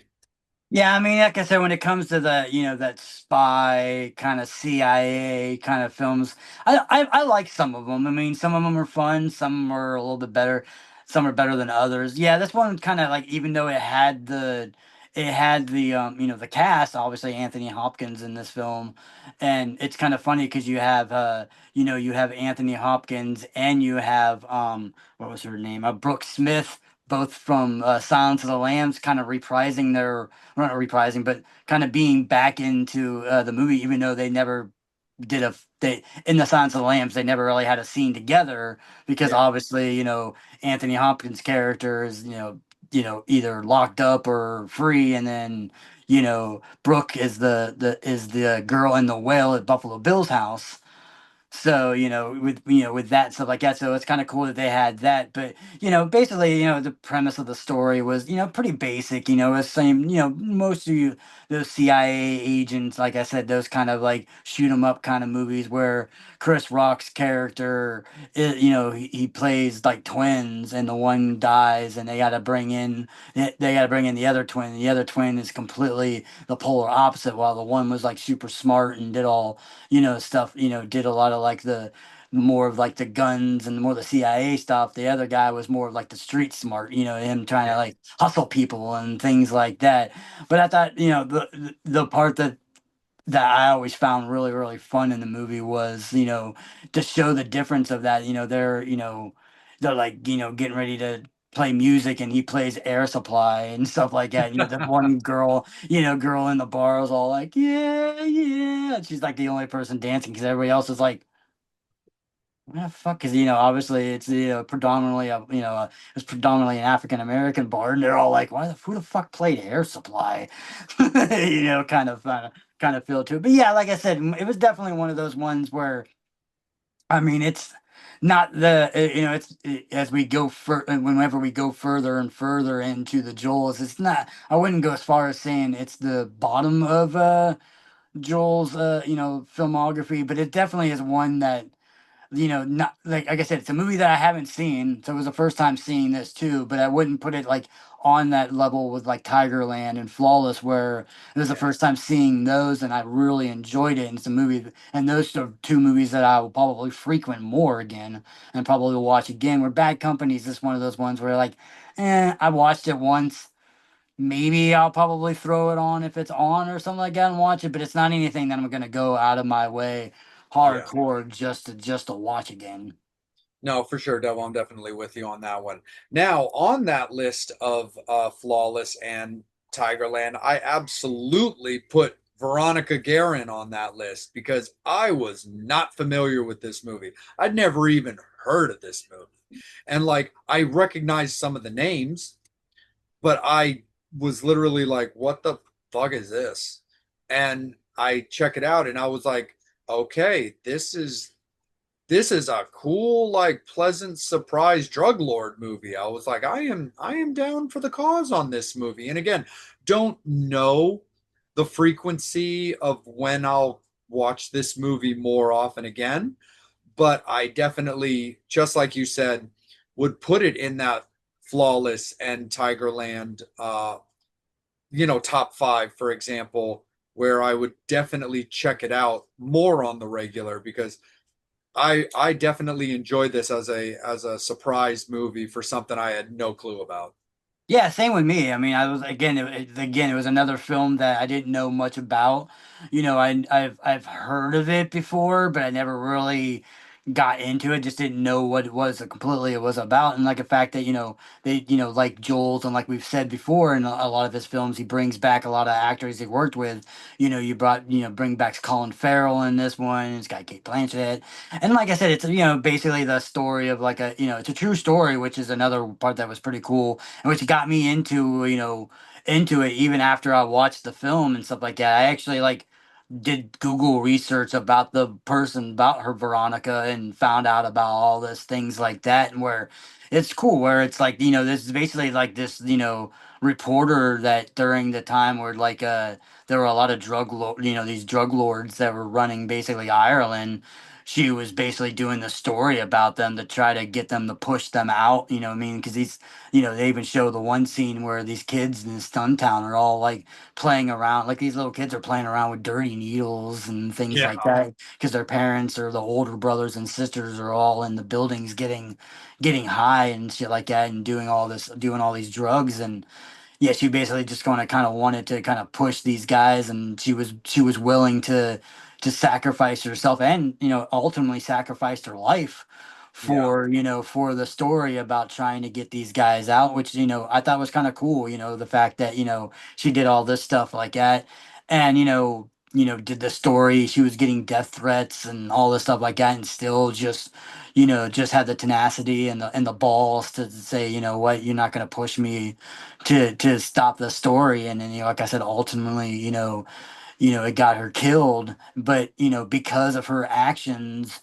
it basically rose Ireland, and Parliament changed a bunch of laws, and people gathered together and pushed. They did a community, just because this community was trying to, like, a kind of like a neighborhood watch was trying to get them out, but it was so very small that people wouldn't do it. But ever since when she got killed, and they realized that it was because of her trying to better off this town and better off this the part of Ireland, that everybody kind of rose together and basically just drove all these drug dealers out of it, and basically kind of cleaned up Ireland for a while. So I thought that was a cool story. Like I said, I thought the movie was really, really good. And like I said, it's definitely on that list of, like, movies that I've never watched, that I was like, oh man, this is a really good film. And like I said, maybe not as often as I would probably watch it again as Tigerland and Flawless, but it's definitely a movie that, like, I would watch again if someone was like, "Hey man, have you seen this?" Or "I'm going to watch this." I was like, I'd watch it again. I mean, it's definitely enjoyable, and I loved it. Yeah, for sure. So I definitely dug that. And then the next one that we get into, I am a big fan of this movie, like pretty much from top to bottom. It's gonna be on my top five. I don't know exactly where I'm putting it yet. Um, but that's Phone Booth. I saw this movie in the theaters, loved it then, bought it on DVD, still watch it, still love it. I don't know, man. It just hits me in all the places that I want to get hit when it comes to a movie that's not a horror movie. I really liked the idea of this guy living like a big wigs lifestyle. You know, dresses like he's from Louis Vuitton, but he really shops at Walmart, kind of a thing. This guy who's just like a publicist, tried to be a big shot, with all the big clients, and trying to swindle people while living this second life of, like, trying to be like a playboy, behind his wife's back. And basically, he gets cornered by this guy who's like, no, here's the thing. I want to better the world legitimately. And I want to make these terrible people who are, you know, living high lives off the very similar to Saw to a certain degree, but without the violence and gore. But the concept is the same. It's like, look, I want to give you the opportunity for you to understand that I know that you're a shitbag, and I want you to realize the error of your ways and do better for the people you fucked over, or I'm just gonna rid the world of you like a rat in a trap. But again, it's got Colin Farrell, it's got Kiefer Sutherland as the main voice of I guess you would call the villain, but almost kind of like the Jiminy Cricket character. He's also almost kind of the hero. But I've always loved this movie of this guy just trapped in a phone booth at gunpoint from a distance and having to figure out how to right his wrongs. Yeah, yeah. I mean, it was definitely a film that like I said, compared to, like, a couple of the other ones that previously beforehand where I'd never heard of. I remember when this movie came out. I remember seeing it. Like I said, I've always enjoyed it. I mean, I think the main reason why I like this movie is that it's, like, which is kind of funny because it's got Kiefer Sutherland in it too. But Kiefer Sutherland was in a show called 24, and when they did it, the show was basically 24 hours, so it was set in real time. So everything that happened was kind of in the movie, where it's not like 20 minutes later or 30 minutes later or whatever like that. Everything you're seeing is going in the same time. So he's in this phone booth for an hour and a half. In the movie, he's in the phone booth for an hour and a half, respectively, in in real time wise. So I always thought that was kind of cool. I always liked that, where it was just kind of just like that continue on. It's like, dragging. Like I said, his character, I love, like, him fighting with the hookers and the pimp and stuff like that, and the pimp gets killed, and he's like, "Oh, how the hell did I shoot him? I ain't got a gun." And then all of a sudden he's like, "Oh yeah, yeah, reach above you," and he's like, "Oh shit, now I got a gun in there," and Fingerprints the on it. yeah, the fingerprints are on and stuff like that. I love the fact that, who doesn't love the word fuck? Apparently, the word fuck is used 140 some plus times in this movie, so you gotta love that. Well, you got to remember, like, what's her name? Like, Jay Parker or something, the black hooker. Like, when she's calling Colin Farrell like a motherfucker, like every third word for like practically 2 minutes straight. Yeah. So like that scene alone racks up like probably a quarter or a third of the fucks in that movie. But yeah, I've always liked that movie. I enjoy it. I think Forrest Whitaker's character is great in his portrayal of like the negotiator or captain character. And it's just a cool movie. I like the way the movie ends. It's cool. I like the little you thought you knew when you thought they got the guy and then realized they never had the guy, and he's like right there with the whole like, hey, if you go back on your word or didn't learn your way, I'm gonna come a call. And I like the fact that the movie has an open ending, but you kind of knew that it's not gonna be a sequel. It's gonna stay as its own thing. But I really, really like that a lot. The Yeah, next yeah. the next movie, I'm only gonna like brush over it for a second, really just to for the sake of love to the fact that I'm a huge Gerard Butler fan. I just think he's fantastic. It actually wasn't my first Gerard Butler movie. When I became a fan of him, I kind of circled back around because I was aware of the movie, but I know the movie so well that I didn't feel I need to see every kind of adaptation of the movie. But I did enjoy circling back around when I realized that Gerard was the guy. And I did like the way the movie was executed. I think Joel did a great job because I remember it coming out. I remember it being very popular and very well received. And that's 2004's Phantom of the Opera. It's Phantom of the Opera. It's very from top to bottom, it's what I expect, it's what I remember, it's what I know the Phantom of the Opera to be. And overall, I do enjoy it. I think it's great. I think it's cool. Yeah, yeah. I mean, it's definitely like I said, when it comes to the Phantom of the Opera, it's not like the he did any other liberties and stuff like that, where it's a little bit different as far as that stuff like that. So for that, it's very straightforward Phantom of the Opera movie. If you've seen the original Phantom of the Operas or any adaptation of the regular adaptations of Phantom of the Opera, it's very, very similar. So it's not anything that he wasn't reinventing the wheel when he decided to redo this one. It was just like, okay, it's we haven't done a Phantom of the Opera remake in 30 seconds, so we need to make one. So why not get Joel to do one and get this is Sparta Yes. to No, to, no. to be it. King Leonidas as Yeah. the misunderstood Phantom. But the next movie again, like it'll be on my list. I love the number 23. I am a huge fan of this movie. I thought it was so cool. I remember hearing about it again. I saw it in the theaters, thought it was absolutely fantastic. In fact, I think I even went back to the theater and watched it again.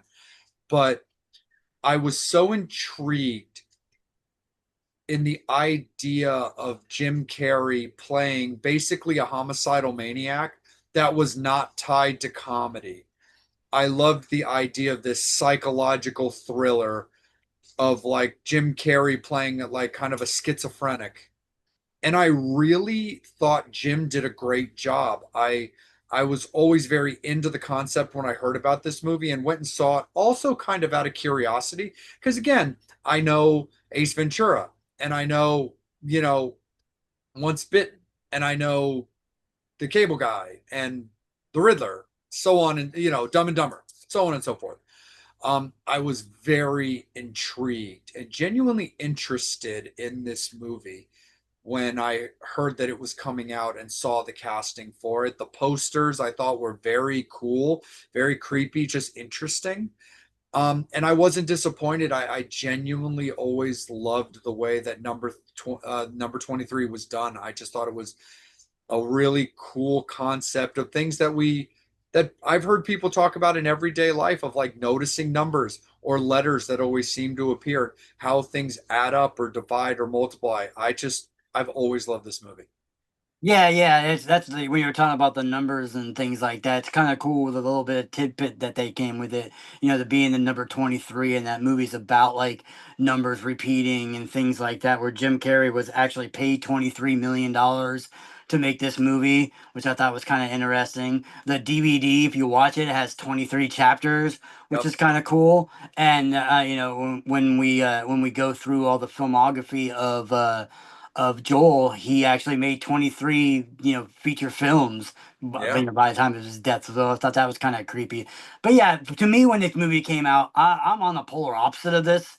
That's cool. I was just not a huge, I wasn't a huge fan of these, which is I've always been the minority when it comes to that. Where I love seeing movies of people who aren't typically horror actors being in stuff, but they tend to usually, I tend not to usually like them that much. Like I said, I remember watching this movie. It's kind of like Robin Williams in the 9 hour the 1 hour photo. 1 hour photo. I just can. Everybody talks about how much they love that movie, and I just cannot stand it. I love Robin Williams. I love the concept of Robin Williams being a serial killer. I love it. I just found that movie to be so boring, and the other one, the Insomnia that he did, was a little bit Oh, better, but better. still. Yeah, and that's the same thing with this. Like I remember watching it, I was always, like I said, I was always interested in it because it's a cool concept about like, you know, this guy who's, you know, reading a book and he thinks it's about himself and all these numbers and he gets that guy. So I like a lot of that conspiracy kind of theory kind of stuff. So like the movie is like in my wheelhouse of movies that I like. But for some reason, like when I watched it originally when it came out, I fell asleep watching it and I don't think I remember finishing it. And during this, I fell asleep again watching it. I did go back and rewatch it and finish it again. But it's just like I don't know. It's just like the when we do that slow burn, I think it's just Sure. too much of a slow burn because it's so much that it's just like I said, the movie, like I said, overall I should like it. Like I said, I love that. I love the theories of that stuff, and I love, like I said, and it's no disrespect to the, you know, to Jim Carrey's performance in it because Totally. I think he's awesome in this movie. I think it's a really cool movie. And when I got done watching it, I was like, oh, okay, I can see the appeal of when I finally did watch it for the full time. I was like, I could see the appeal of why people like this movie, but it's just one of those ones where I don't know. Like I said, I mean, I'm all about actors, you know, that, you know, doing something completely out of their wheelhouse, and like, but so there are some times where some I just, like I said, I just didn't really care for this movie that much. I was like, like I said, I liked the premise, and I like I said, I liked the actors, and it just, again, I think it's just too slow for me that it just, I guess maybe again it probably wouldn't help to watch it at like late at night when I'm half asleep to begin with anyway. So that could probably be it. You know, it might be a movie where there are some movies that I love that are that way. I mean, I'm a huge fan of 2001 Space Odyssey, but if I Yeah. don't watch that as soon as I wake up, I'm falling asleep to it because it's such a long movie and it's drawn out that Yeah. I will fall asleep to it sometimes. Not that I'm falling asleep to it because I don't like it. It's just that if I'm watching it because I've had a long day and I'm watching it, it just, it's one of those movies that if I'm having trouble sleep, I'll put it in just to fall asleep. Yeah. No, I think everything you said is definitely justified, Devil. I think the other reason too for me why this movie worked for me so well is it also came out in a close time frame of a few other movies that had very similar concepts that just I got into, you know, most notably the movie Secret Window Yeah, with Johnny Depp that I fucking love that movie. And so there was a little, no pun intended, there was a little window of movies that probably came out in about a 4 year span, kind of that 2003 to 2007, 2004 to 2008 range, that like were these kind of interesting psychological thrillers where even the idea of somebody like, you know, obviously Jim Carrey playing this character, even to a certain degree, somebody like Johnny Depp, who's got plenty of like, you know, history in horror or kind of gothy things, but not particularly as like the villain, not as like a killer. that I just found particularly intriguing. And Yeah. that was, I think, one of the reasons why it caught me at a time.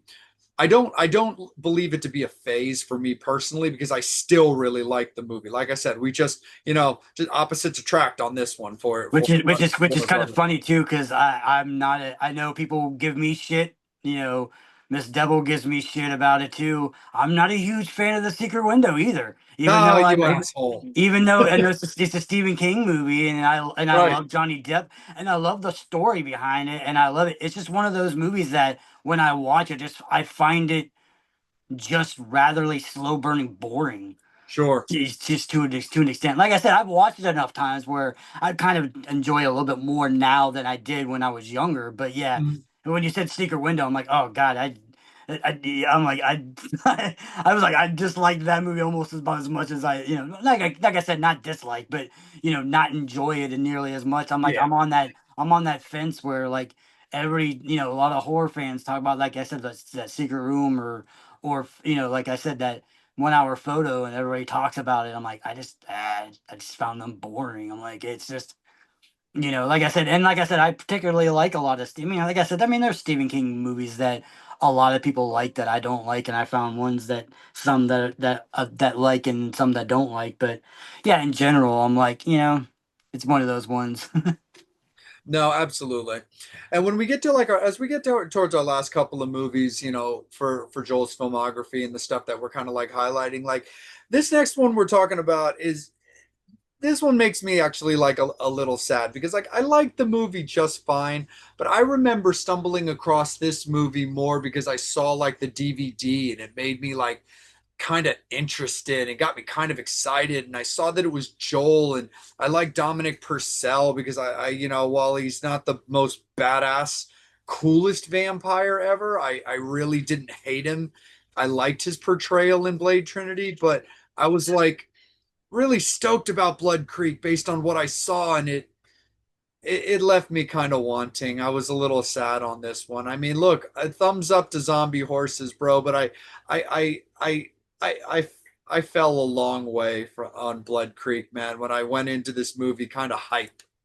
Yeah, I mean, to me that too. I like the concept of it. Yep. This like Nazi party finding these relics that can bring make people live for longer and make this a zombie kind of horde kind of thing. It was a cool movie, and then like I said, you had Dominic Purcell, which I'm a huge fan of Prison Break that he Yep. was in, and then you had Henry Cavill, who's Superman. I mean, I was like, Yeah. oh, okay, this should be an interesting movie, and then I watched it, and I was like. Yeah, this one is a no for me, man. Like Yeah. it's got some cool, memorable stuff in it. Like it had some cool kills and some cool visual stuff, but just like I found the storyline kind of boring until like the end.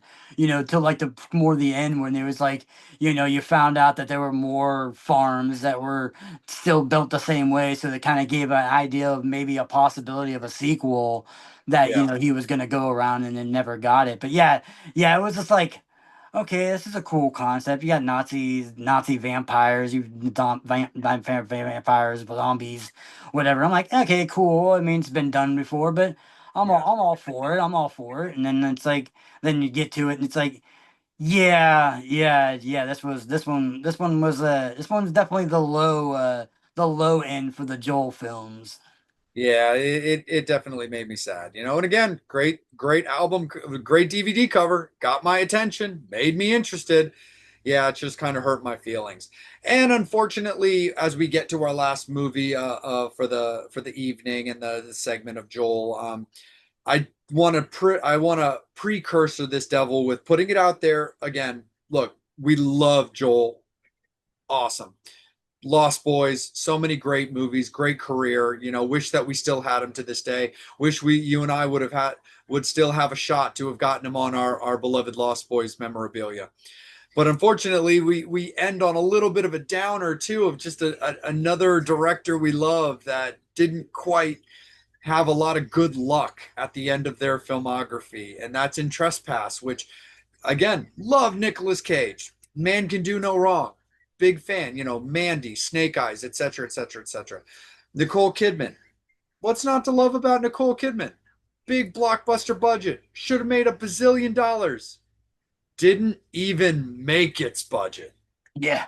Yeah, that's the crazy thing about this. You could talk about, personal taste when it comes to, okay, I like this movie, I like that movie. Somebody might like Blood Creek, might be their favorite vampire movie ever. They might even say that's better than Lost Boys. They're wrong, but they can go ahead and say that if they want to. That's their opinion. But the fact that you can say it is, yeah, this movie had like a $36 million budget, and in US and Canada alone, it only made $24,000, which is insane, being the fact that you have a movie with Nicolas Cage and Nicole Kidman. Like I said, those being two huge actors. This is before, like I said, this is still a little bit before Nicolas Cage was doing a lot of these like more like low budget kind of weird crazy movies.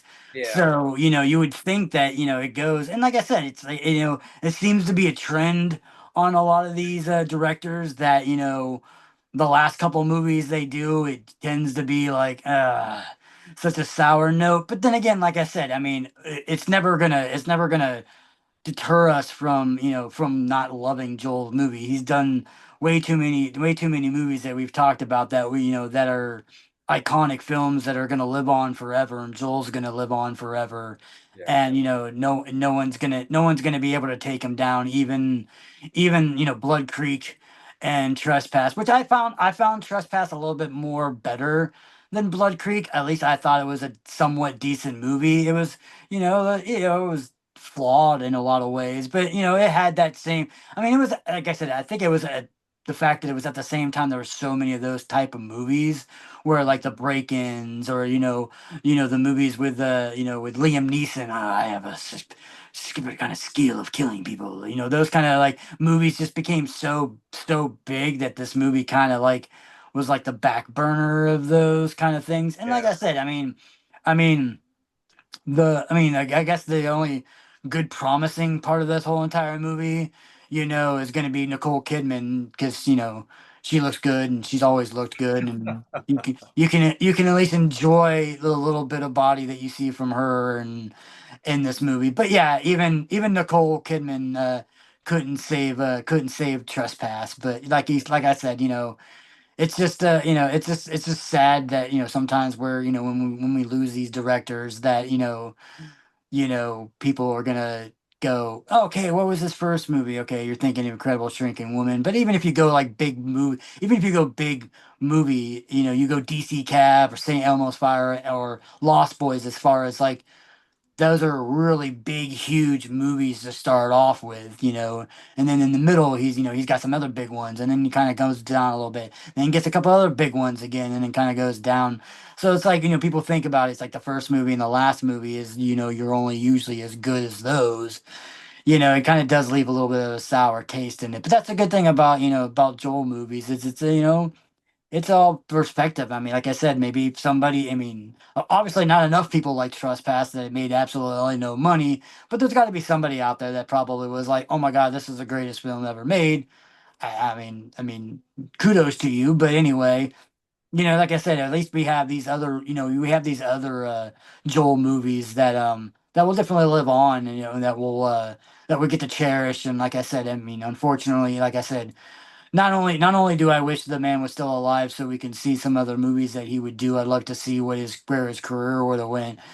And then obviously on a personal level, we would have loved to seen him maybe, because he died, before the convention service, circuit started getting big again, Yeah. where I think that he would have been one, especially with all the Lost Boys Oh yeah. ones that all these cons have done, a lot of Lost Boys cons and stuff like that. Would have, if he would have been alive, I think he would have enjoyed, that, and being himself and stuff like that, especially, with, just, being the kind of kooky and crazy guy that he was. I think he would have enjoyed seeing all the Lost Boy love, 30 plus years later.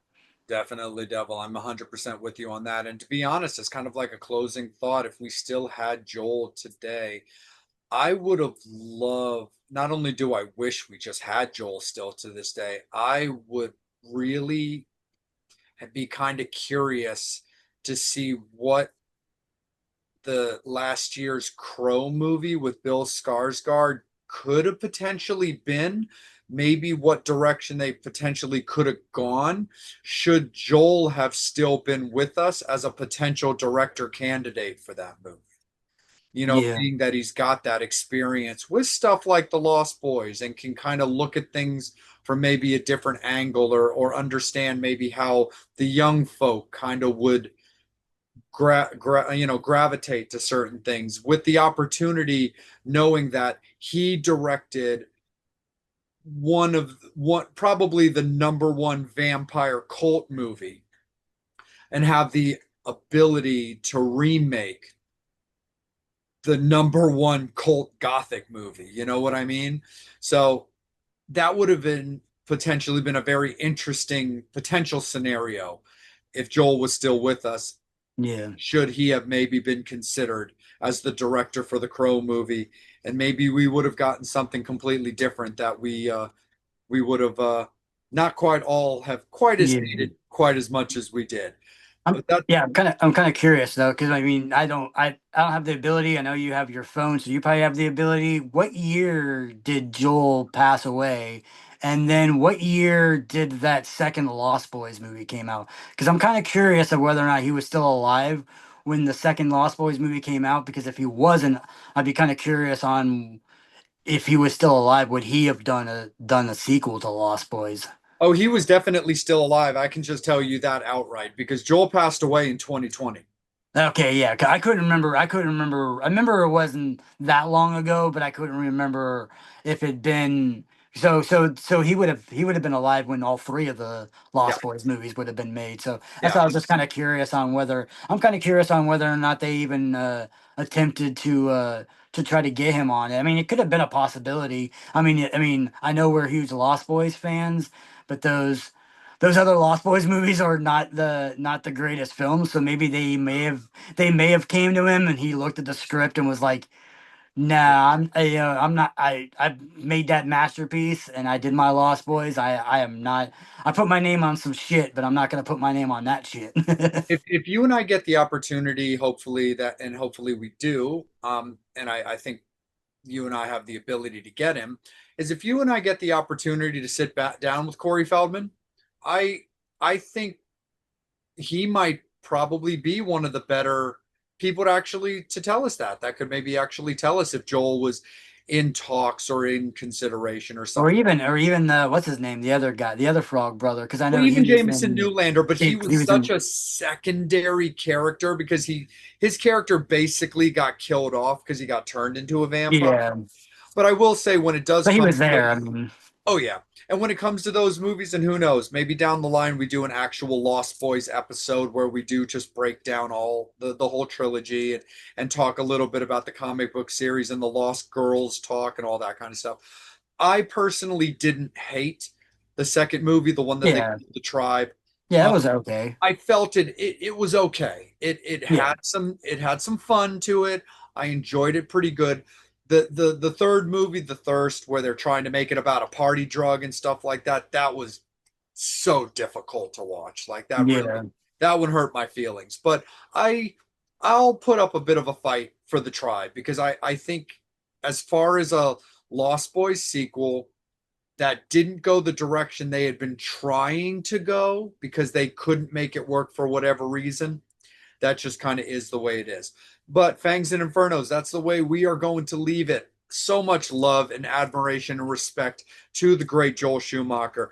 Devil and I are going to put together our top five Joel Schumacher movies, which in this case is going to be a top six, as it will 100% be for both of us, Lost Boys at number one. So we will put together our top five of 1A, 2, 3, 4, and 5 for you all to enjoy.